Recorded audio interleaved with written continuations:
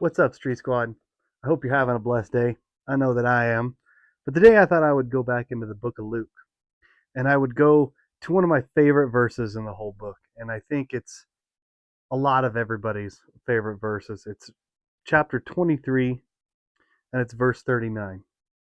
One of the criminals hanging beside scoffed, "So you are the Messiah, are you? Prove it by saving yourself and us too while you're at it." But the other criminal protested, "Don't you fear God even when you've been sentenced to death? We deserve to die for our crimes. But this man hasn't done anything wrong." Then he said, "Jesus, remember me when you come into your kingdom." Jesus looked at the criminal on the cross next to him, and he replied, "I assure you, today you will be with me in paradise." Man, I know I keep beating this and beating this and beating this, but that's just more proof that you're never too far gone for God's grace. You don't have to be a member of a certain church. If you never got around to being baptized, you don't have to have a perfect track record. You don't have to sit in a booth and give confession. You don't have to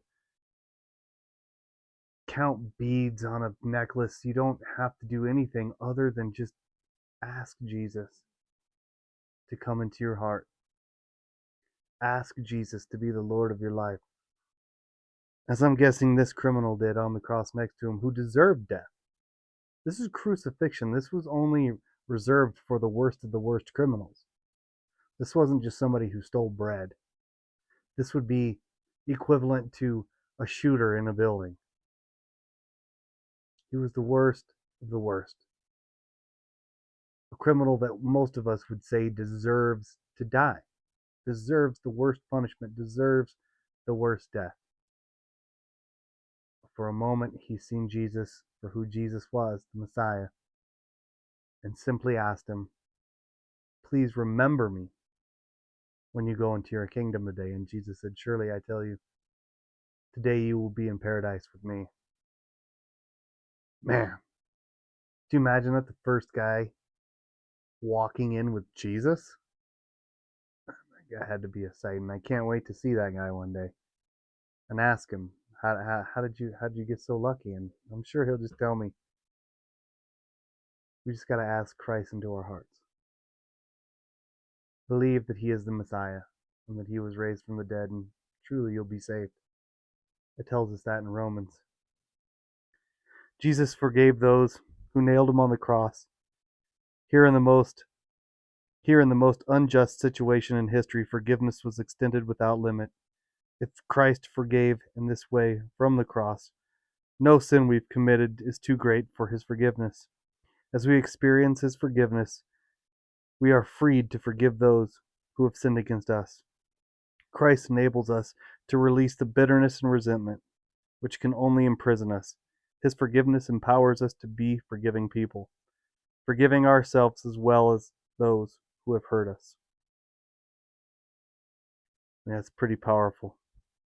The piercing self examination of the criminal crucified next to Jesus was the prelude to his salvation. His attitude stands in stark contrast in the self sufficient bitterness and cynicism of the other criminal, who died in bondage to sin and despair. It is never too late to choose to turn to Jesus for your salvation. It's never too late. He's just waiting for you. The invitation's been there. So as we approach this holiday, this Easter holiday, I urge you guys to look within yourself, soften your heart of stone, accept Christ in. The invitation's there, and once you take that invitation, once you give him the invitation into your heart, that's all you got to do. You don't have to go be a member of any kind of church, although I encourage getting into church and fellowshipping with like minded Christian people. It's not necessary. It is necessary to fellowship. I encourage that. You don't have to confess your sins to anybody other than Christ. He is the only one. Find a friend, find a group. If you're in school, FCAs are amazing. It's not about religion, it's about relationship. If you're an adult, find a good church. Find a truth-telling, Bible-believing church. Get plugged in it and see what you can do. There's always a Bible study. And we all know somebody who's a Christian. Talk to them. They're just like you and me. Remember, guys, I love you. And if you're going to talk about it, be about it. Until next time, love you. Later.